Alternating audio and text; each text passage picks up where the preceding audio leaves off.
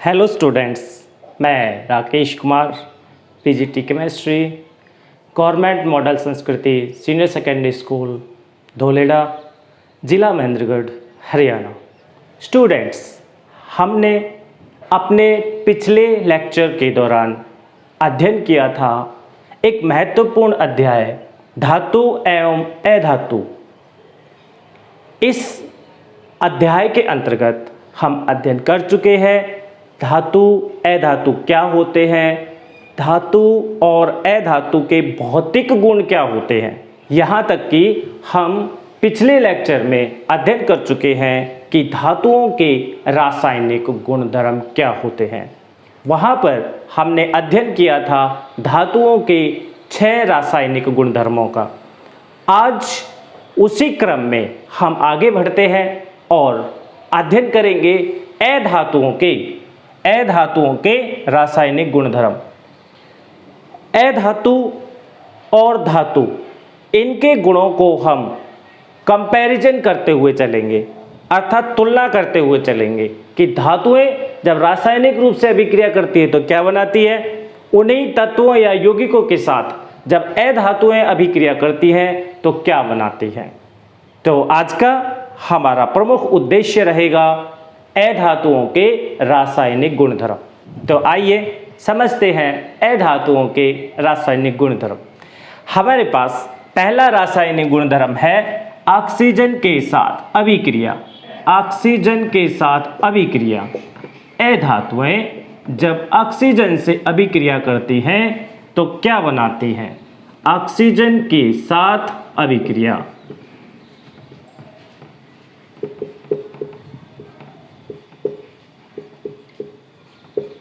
Oxygen के साथ अभिक्रिया। धातुएं जब ऑक्सीजन के साथ अभिक्रिया करती हैं, यहां हम बात कर रहे धातुओं की। धातुएं जब ऑक्सीजन के साथ अभिक्रिया करती हैं तो क्या बनाती हैं।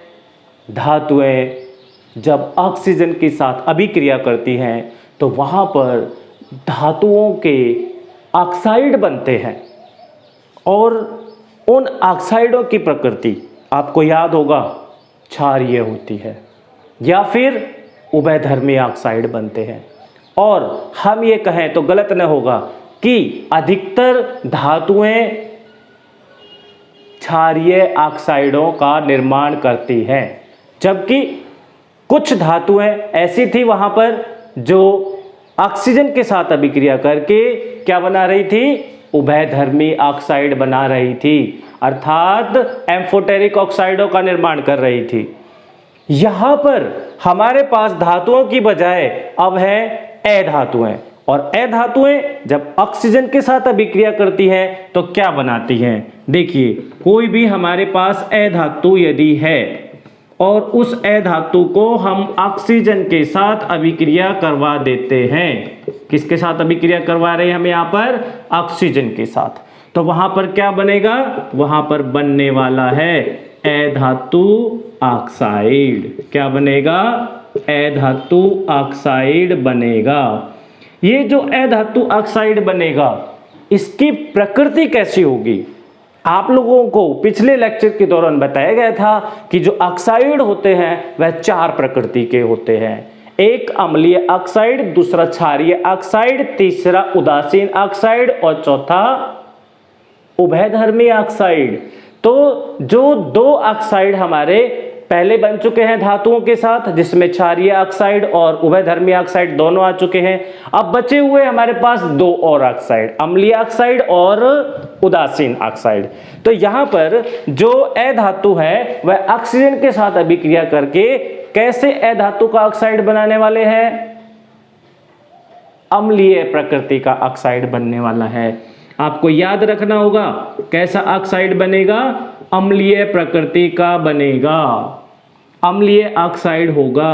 या फिर कुछ ऐसी अधातुएं भी है जो ऑक्सीजन के साथ अभिक्रिया करके उदासीन ऑक्साइड बनाते हैं। उदासीन, आपको याद होगा वे ऑक्साइड जो ना अम्ल की तरह व्यवहार करते हैं और ना ही क्षार की तरह व्यवहार करते हैं। उन ऑक्साइडों को उदासीन ऑक्साइड कहते हैं।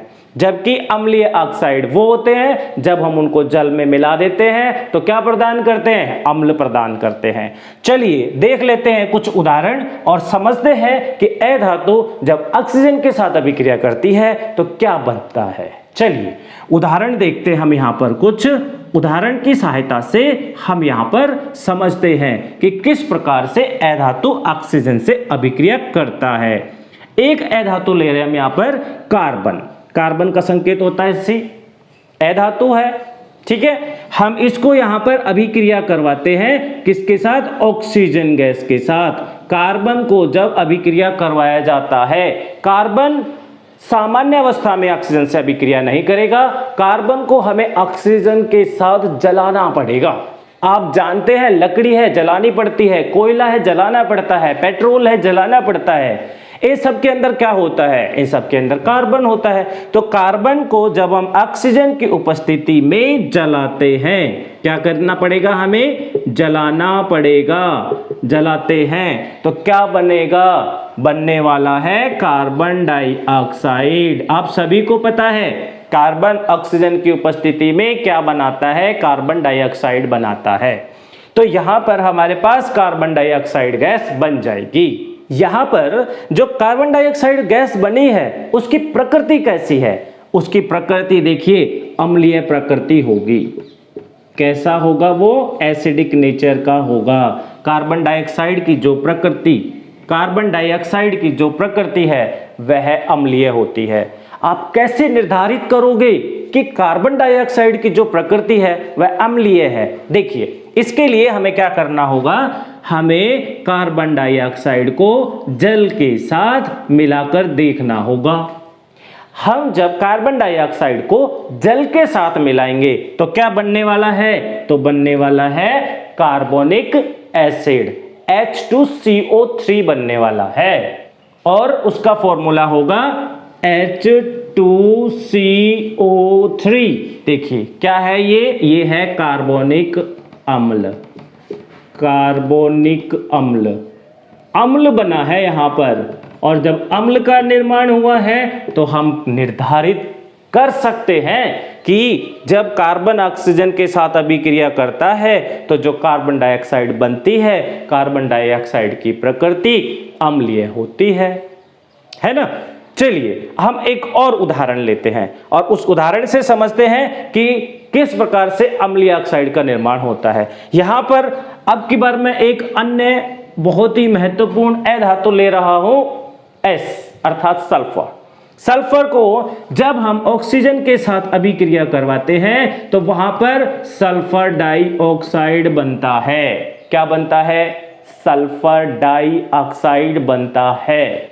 यह जो सल्फर डाइऑक्साइड है कैसी प्रकृति का होगा, यह सल्फर डाइऑक्साइड अम्लीय प्रकृति का होने वाला है। कैसे होगा, ये एसिड होगा। इसकी प्रकृति कैसी है, अम्लीय है, एसिडिक है। कैसे निर्धारित करना है, जैसे अभी किया था हमने, हम SO2 को किसके साथ, जल के साथ मिलाकर देख लेंगे। जल के साथ हमने मिलाया तो बनेगा H2SO3। H2SO3 अर्थात सल्फ्यूरस एसिड, इसको क्या बोलेंगे हम, सल्फ्यूरस अम्ल।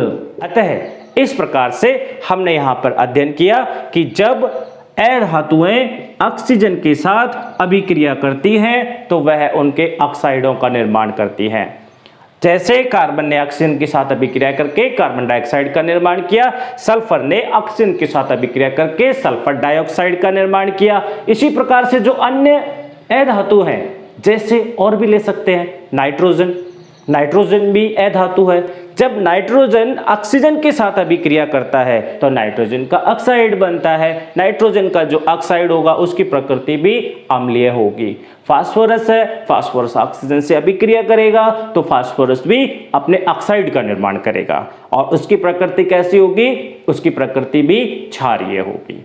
तो ऐसे बहुत सारे उदाहरण हैं जिनको देख करके आप बता सकते हैं कि जब अधातु ऑक्सीजन के साथ अभिक्रिया करती है तो अधातु ऑक्साइड का निर्माण करती है, जिसकी प्रकृति अम्लीय होती है। इसके अलावा हम यहाँ पर कुछ अन्य उदाहरण भी देखेंगे जिनमें उदासीन प्रकृति के ऑक्साइडों का निर्माण होता है। चलिए देखते हैं कुछ ऐसे उदाहरण जिनमें अधातुएं जब ऑक्सीजन के साथ अभिक्रिया कर रही होती हैं तो वहां पर उदासीन ऑक्साइडों का निर्माण करती हैं। देखिए, अभी हमने पढ़ा था कि जब कार्बन ऑक्सीजन के साथ अभिक्रिया करता है तो कार्बन डाइऑक्साइड का निर्माण करता है। उसकी एक कंडीशन है कार्बन डाइऑक्साइड बनने की भी।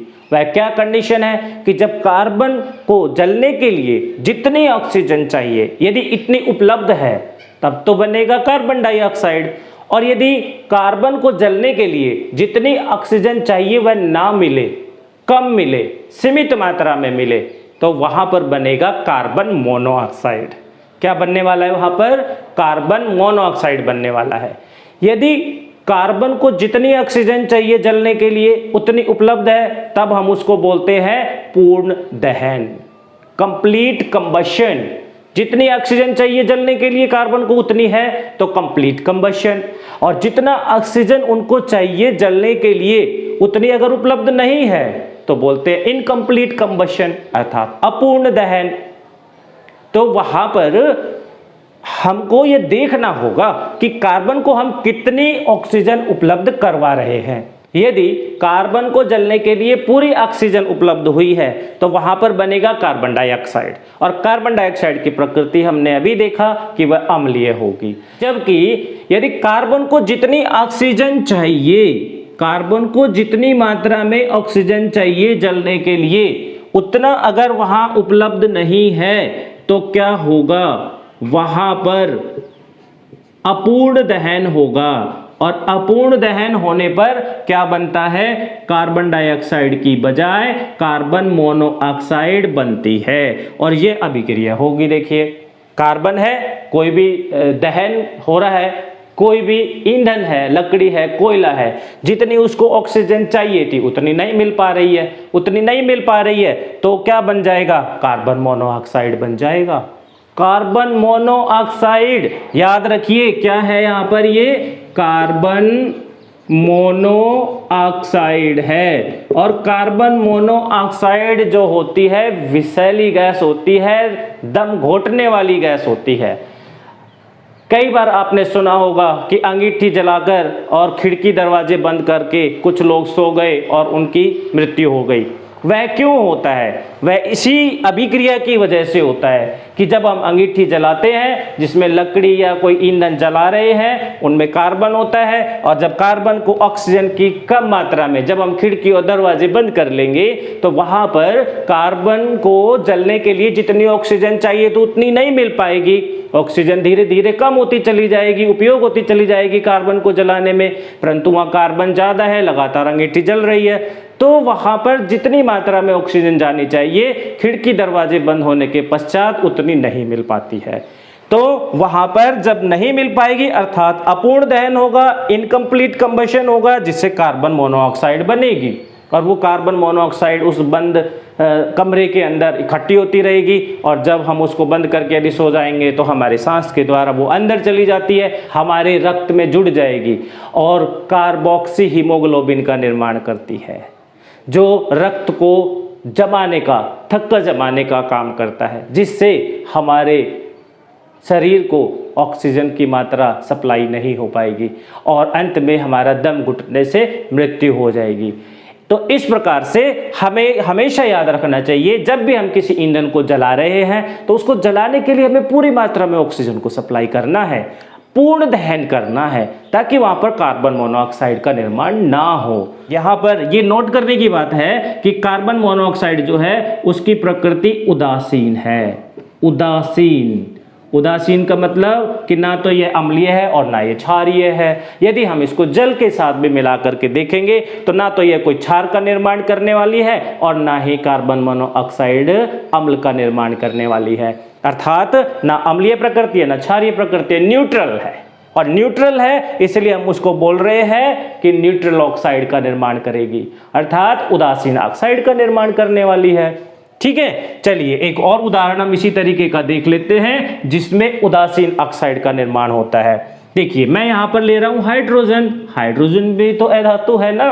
हाइड्रोजन को जब हम ऑक्सीजन के साथ अभिक्रिया करवाते हैं तो क्या बनता है? यह अभिक्रिया तो आपकी बहुत बार पड़ी हुई है। H2+O2 क्या बनेगा? H2O बनेगा। क्या बनने वाला है यहाँ पर? H2O बनने वाला है। और जो H2O बना है अर्थात जल बना है, क्या बना है यहाँ पर? जल। जल की प्रकृति तो आपको पता है, जल तो आप पीते हैं, जल की प्रकृति से तो आप वाकिफ होंगे कि जल जो होता है ना तो वह खट्टा होता है ना वह कड़वा होता है। शुद्ध जल जो है उसका कोई टेस्ट नहीं होता, अर्थात वह उदासीन होता है। तो यहाँ पर जो जल बना है यह भी क्या है? ऑक्साइड ही तो है। किसका? हाइड्रोजन ने जब ऑक्सीजन के साथ अभिक्रिया की है तो हाइड्रोजन का ऑक्साइड है। और यहाँ पर जो हाइड्रोजन का ऑक्साइड बना है इसकी प्रकृति न्यूट्रल है अर्थात उदासीन है। ठीक है, तो ये हम कुछ उदाहरण हैं जिनको दे करके यह बता सकते हैं कि अधातुएं जब ऑक्सीजन के साथ अभिक्रिया करती हैं तो उनके ऑक्साइडों का निर्माण करती है। ऑक्साइड की जो प्रकृति होती है वह या तो अम्लीय होती है या उदासीन होती है। इसके बाद हम चलते हैं अपने दूसरे गुणधर्म की ओर, और हमारा दूसरा गुणधर्म है अधातुओं की जल के साथ अभिक्रिया। आइए देखते हैं। आपको याद रखना है एक सेंटेंस में कि जब कोई अधातु को हम जल की उपस्थिति देते हैं अर्थात अधातु को जल के साथ अभिक्रिया करवाने की कोशिश करते हैं तो सामान्यतः जल के साथ कोई भी अधातु अभिक्रिया नहीं करती है। सामान्यतः हमें बोलना पड़ेगा, सामान्यतः अधातु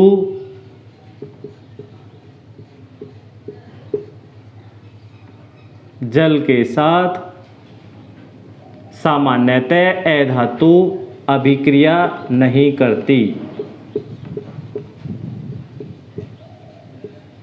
अभिक्रिया नहीं करती।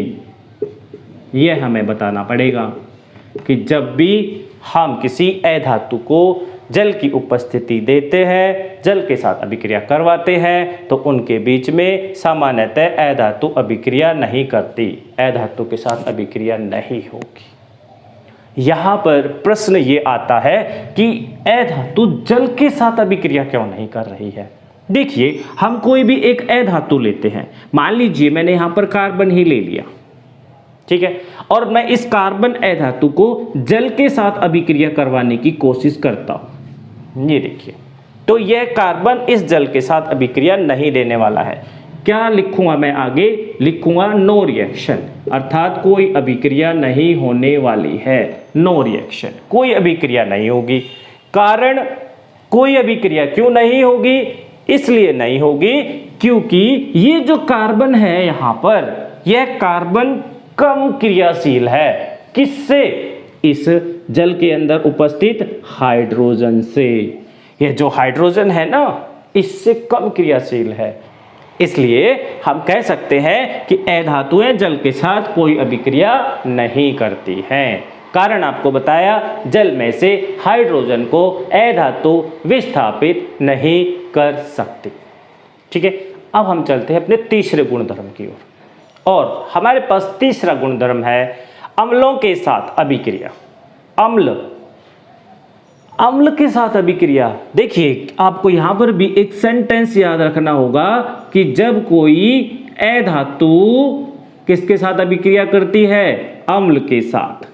अम्ल है यहाँ पर, एसिड होंगे, अम्ल के साथ अभिक्रिया करती हैं तो क्या उत्पाद बनेगा? कोई उत्पाद नहीं बनने वाला। क्यों नहीं बनने वाला है? सोचिए जरा, क्यों नहीं बनने वाला है? अधातु अम्ल के साथ कोई अभिक्रिया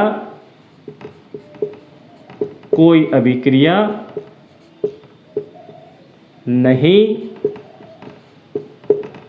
होगी।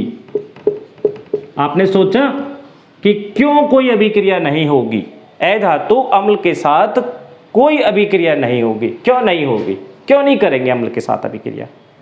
क्या आया आपके मस्तिष्क के अंदर, क्यों नहीं हो सकती है? देखिए मैं बताता हूं इसका जवाब आपको। अधातु कोई भी है, अभी हमने लिया था अधातु कार्बन और हम उसको अम्ल के साथ यहां पर अभिक्रिया कर रहे हैं। यहां पर मैंने अम्ल ले लिया है HCl, ठीक है। चलिए अब ये जो कार्बन है ना, इसको फिर से क्या करना है अभिक्रिया करने के लिए? यहां से इस हाइड्रोजन को हटाना है। अम्ल वही तो पदार्थ होते हैं जो टूट करके हाइड्रोजन एक्वस आयन देते हैं, अर्थात उनमें से हाइड्रोजन निकलना चाहिए तो ही वो अम्ल होता है। तो अम्ल के अंदर हाइड्रोजन उपस्थित है, तो यहां पर क्या करना होगा? इस कार्बन को इसके साथ अभिक्रिया करने के लिए यहां पर इस कार्बन को, इस हाइड्रोजन को हटाना पड़ेगा, विस्थापित करना पड़ेगा, जैसे जल में हो रहा था। तो जल के साथ भी उन्होंने अभिक्रिया नहीं की थी, तो अम्ल के साथ भी अभिक्रिया नहीं होगी, क्योंकि यह कार्बन इस अम्ल के अंदर से हाइड्रोजन को विस्थापित नहीं करेगा। तो हम कहेंगे नो रिएक्शन, कोई अभिक्रिया नहीं होगी। इसी प्रकार से हम दूसरे कोई भी अधातु ले लें, उसको हम किसी भी अम्ल के साथ अभिक्रिया करवाएं, कोई अभिक्रिया नहीं होने वाली है। यहां पर सल्फर है, वो भी हाइड्रोजन को विस्थापित नहीं कर सकता, तो हम यहां पे भी कह देंगे नो रिएक्शन, कोई अभिक्रिया नहीं होने वाली है। एक बात यहां पर आपको याद रखनी होगी, हम यहां पर अम्ल भी कैसे ले रहे हैं? डाइल्यूट अम्ल, अर्थात तनु अम्ल की बात कर रहे हैं हम यहाँ पर। अधातु तनु अम्लों के साथ सामान्यतः कोई अभिक्रिया नहीं करती है।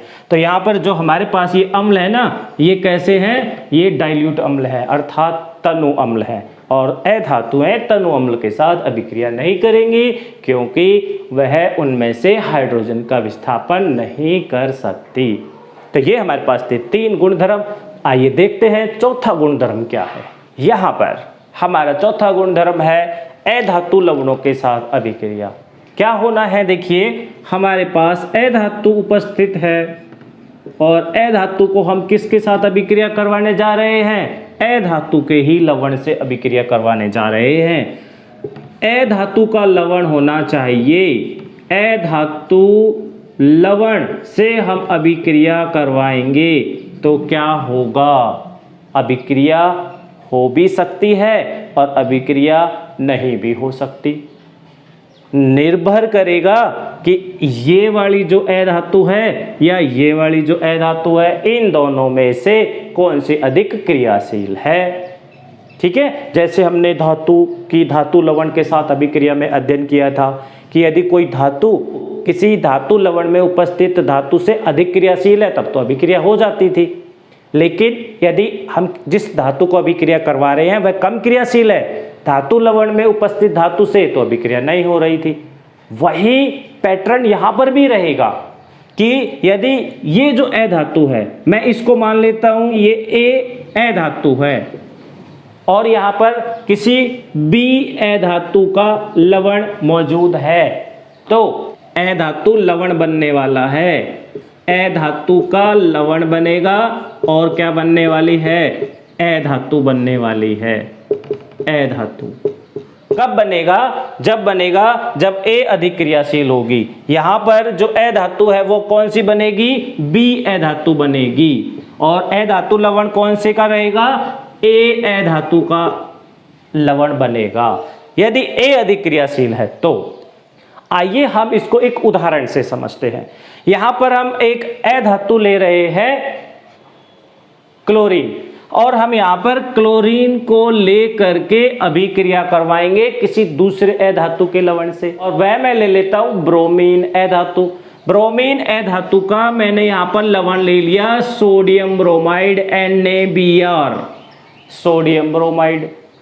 मैं इस क्लोरीन को सोडियम ब्रोमाइड के साथ यदि अभिक्रिया करवा दूंगा तो क्या बनेगा? देखिए क्लोरीन अधिक क्रियाशील है, इसमें अधातु है ब्रोमीन, तो क्लोरीन भी अधातु है और ब्रोमीन भी अधातु है। दोनों में से कौन सी अधिक क्रियाशील है? यहाँ पर क्लोरीन अधिक क्रियाशील है, और यदि क्लोरीन अधिक क्रियाशील है तो इसको जाएगी यहाँ से, इसके लवण में से ब्रोमीन को बाहर निकाल देगी। ब्रोमीन जो है वो बाहर निकल जाएगा, क्लोरीन उसकी जगह आ जाएगा। अब सोचो यहाँ पर क्लोरीन आ जाएगा तो क्या बनेगा? बनने वाला है NaCl सोडियम क्लोराइड बनने वाला है। और क्या बनने वाला है प्लस में यहाँ से जो ब्रोमीन निकलेगी ना वह बनने वाली है और ब्रोमीन गैस बनने वाली है जिसका फॉर्मूला होता है Br2। तो यहाँ पर इस प्रकार से हमने देखा कि एक जो क्लोरीन गैस है वह क्या कर रही है, अर्थात अधातु, वह एक दूसरे अधातु के लवण में से अधातु को विस्थापित कर रही है और विस्थापित करके ब्रोमीन गैस निकल गई। तो इस प्रकार से यदि कोई अधिक क्रियाशील अधातु है कम क्रियाशील को उसके लवण में से विस्थापित कर देगी और वहां पर खुद आ जाएगी। ठीक है, चलिए एक और उदाहरण इसी प्रकार का हम ले लेते हैं। यहां पर इस बार ले रहा हूं मैं ब्रोमीन मैंने यहां पर अधातु ली है और उसको अभिक्रिया करवा रहे हैं हम यहां पर किसके साथ, हाइड्रोजन आयोडाइड के साथ। हाइड्रोजन आयोडाइड क्या है, अधातु का लवण है और अधातु लवण के साथ जब हम इसको अभिक्रिया करवाएंगे तो क्या बनने वाला है HBr हाइड्रोजन ब्रोमाइड और क्या निकलने वाला है यहाँ से, आयोडीन गैस निकलने वाली है। इस प्रकार से हम कह सकते हैं कि यदि कोई अधातु किसी अधातु के लवण से अभिक्रिया करता है तो वहां पर अधातु का लवण बनता है और अधातु अलग हो जाती है। यहाँ ऊपर वाले इसके बारे में आप सोच रहे होंगे कि यह अधातु का लवण नहीं है, यहाँ पर ये धातु लवण है, लेकिन आप यहाँ पर धातु का लवण भी ले सकते हैं। जैसे मैं यहाँ पर अगर अधातु बना दूं HBr तो ये देखिए यहाँ पर HBr क्या है, अधातु का लवण है। अब इसके साथ मैं अभिक्रिया करवाऊंगा तो यहाँ पर क्या बनने वाला है, यहाँ पर बनने वाला है HCl और ब्रोमीन अलग से निकलने वाली है। ठीक है, तो अधातु का लवण बनेगा और साथ में जो कम क्रियाशील अधातु है वो अलग मिलेगी। तो अभिक्रिया हो भी सकती है और अभिक्रिया नहीं भी हो सकती है। वह कैसे, मैं यहाँ पर बदल देता हूँ। देखिए मैं यहाँ पर अब की बार जो है यहाँ पर मैं ले लेता हूँ आयोडीन गैस और उसको मैं अभिक्रिया करवाता हूँ HBr हाइड्रोजन ब्रोमाइड से। तो यहाँ पर क्या होगा, यहाँ पर कोई अभिक्रिया नहीं होगी। आप फिर उस अवस्था में लिखेंगे नो रिएक्शन, कोई अभिक्रिया नहीं। क्यों, क्योंकि आयोडीन उतना शक्तिशाली नहीं है कि वो यहाँ पर HBr में से ब्रोमीन को हटा सके, हाइड्रोजन के साथ जुड़ सके, तो अभिक्रिया नहीं भी हो सकती। तो दोनों ही परिस्थितियां वहां पर मौजूद रहेंगी, अभिक्रिया हो भी जाएगी और नहीं भी होगी। निर्भर करेगा कौन सी अधातु अधिक क्रियाशील है, धातु लवण वाली या जो स्वतंत्र अधातु है वह। चलिए ये था हमारे पास चौथा गुणधर्म अधातु लवणों के साथ अभिक्रिया। अब हम चलते हैं अपने पांचवें गुणधर्म की ओर और वह है अधातुओं की हाइड्रोजन के साथ अभिक्रिया। पांचवें गुणधर्म में जब हम किसी भी अधातु को और हाइड्रोजन के साथ अभिक्रिया करवाते हैं, इसके साथ अभिक्रिया करवा रहे हैं हम यहाँ पर हाइड्रोजन गैस के साथ, याद रखिएगा हाइड्रोजन गैस है, तो अभिक्रिया होगी और क्या बनेगा, अधातु का हाइड्राइड बनेगा। क्या बनने वाला है, अधातु हाइड्राइड।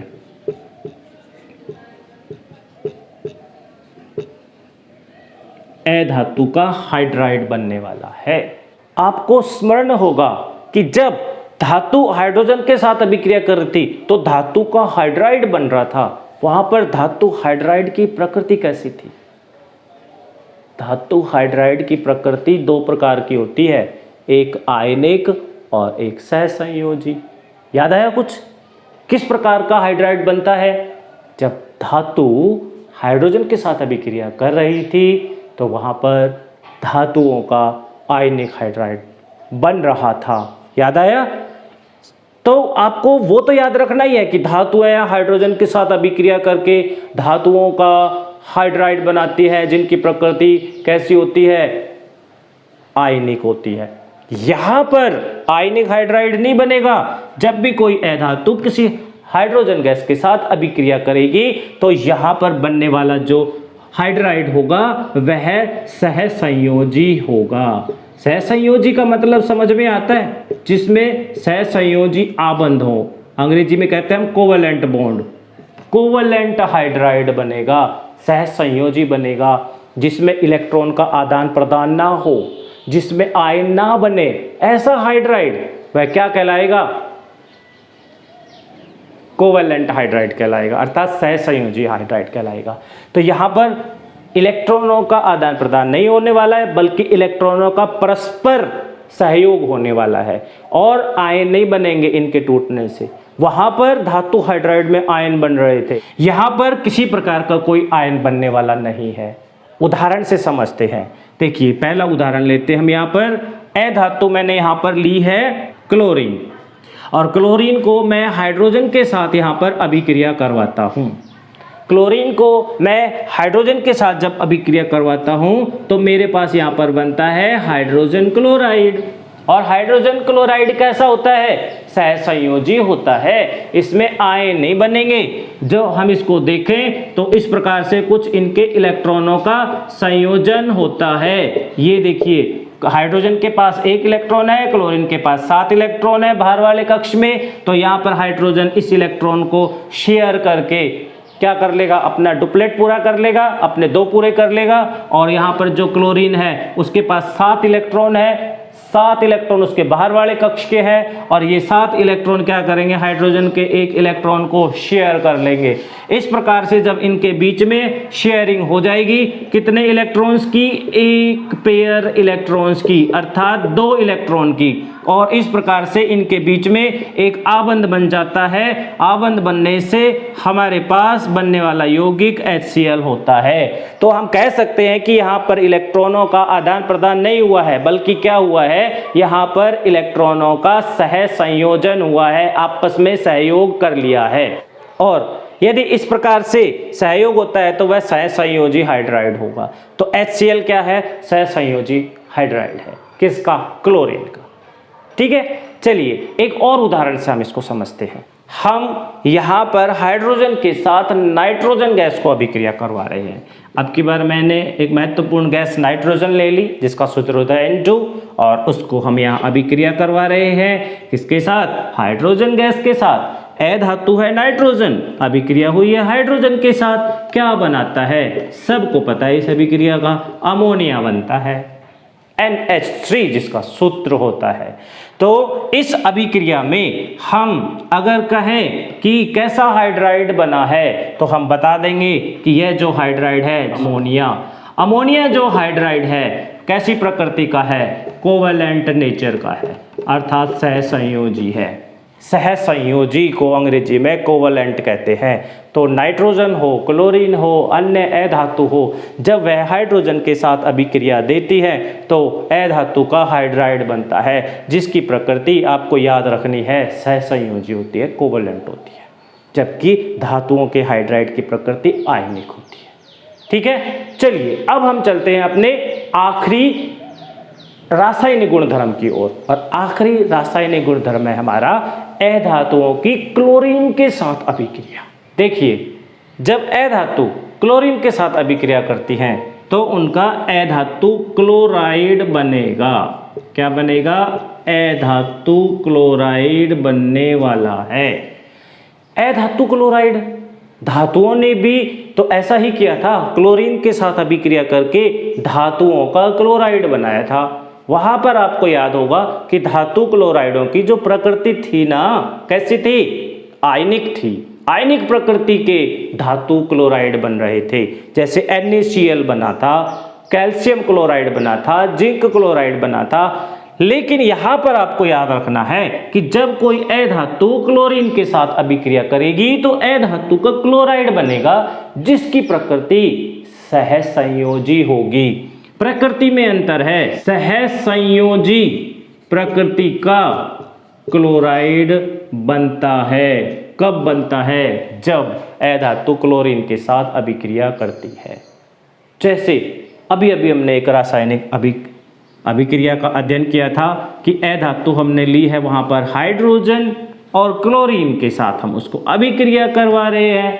तो क्या बन रहा था? बन रहा था HCl, हाइड्रोजन क्लोराइड, जिसको कहते हैं अधातु क्लोराइड अर्थात हाइड्रोजन क्लोराइड। कैसी प्रकृति थी? सहसंयोजी। पहले ही हम अध्ययन कर चुके हैं कि हाइड्रोजन और क्लोरीन के बीच में वहां पर इलेक्ट्रॉनों का आदान प्रदान नहीं हो रहा, बल्कि आपस में सहयोग हो रहा है। और ऐसे क्लोराइड जिनमें सहयोग हो रहा हो उनको हम बोलते हैं सहसंयोजी क्लोराइड। ठीक है, तो यहाँ पर अधातु क्लोरीन के साथ अभिक्रिया करके अधातु का क्लोराइड बनाएंगे। ठीक है, एक और उदाहरण हम यहाँ पर ले लेते हैं फास्फोरस का। फास्फोरस भी तो अधातु है ना, क्लोरीन के साथ अभिक्रिया करता है, करेगा और बना देगा फास्फोरस का क्लोराइड। उसका सूत्र होगा PCl3, फास्फोरस ट्राइक्लोराइड, या फास्फोरस पेंटाक्लोराइड भी बन सकता है। PCl5 बनेगा उसका क्लोराइड, अधातु का, प्रकृति सहसंयोजी, अधातु क्लोराइड बनेगा और उसकी सहसंयोजी प्रकृति होगी। ठीक है, तो हाइड्रोजन हो, फास्फोरस हो, कोई अन्य अधातु हो, यदि वो क्लोरीन से अभिक्रिया करती है तो वहाँ पर बनाती है अधातु का क्लोराइड, और उस क्लोराइड की जो प्रकृति है वह होती है सहसंयोजी। तो इस प्रकार से आज हमने अध्ययन किया अधातुओं के रासायनिक गुणधर्मों का, जिसमें हमने सबसे पहले अध्ययन किया था अधातु की ऑक्सीजन के साथ अभिक्रिया, और हमने पढ़ा कि अधातु ऑक्सीजन के साथ अभिक्रिया करके अधातु ऑक्साइडों का निर्माण करती है, जिनकी प्रकृति या तो अम्लीय होती है या उदासीन होती है। दूसरे गुणधर्म में हमने देखा कि जल के साथ कोई अभिक्रिया नहीं देती। तीसरे गुणधर्म में भी हमने कुछ ऐसा ही देखा था कि अधातुओं को यदि तनु अम्लों के साथ अभिक्रिया करवाया जाए तो वहाँ पर कोई अभिक्रिया नहीं होती है। और चौथे गुणधर्म में हमने वहाँ पर देखा था कि अधातु जब अधातु लवणों से अभिक्रिया करती है तो अभिक्रिया हो भी सकती है और अभिक्रिया नहीं भी हो सकती। दोनों बातें निर्भर करेंगी किसके ऊपर, कि कौन सी अधातु अधिक क्रियाशील है, धातु लवण में उपस्थित अधिक क्रियाशील है या धातु जो स्वतंत्र रूप से ले रहे हैं वह अधिक क्रियाशील है, उसके ऊपर निर्भर करता है। अगला हमने गुणधर्म जो 5वां था उसमें पढ़ा धातुओं की हाइड्रोजन के साथ अभिक्रिया। हमने वहाँ अध्ययन किया कि धातुएं जब हाइड्रोजन के साथ अभिक्रिया करती है तो उनका अधातु का हाइड्राइड बनता है, प्रकृति सहसंयोजी होती है, कोवलेंट होती है। और अंतिम गुणधर्म में हमने अध्ययन किया कि अधातुएं जब क्लोरीन के साथ अभिक्रिया करती हैं तो अधातुओं का क्लोराइड बनता है और उस अधातु के क्लोराइड की प्रकृति भी सहसंयोजी होती है। आशा है कि आपको आज का ये लेक्चर समझ में आ गया होगा।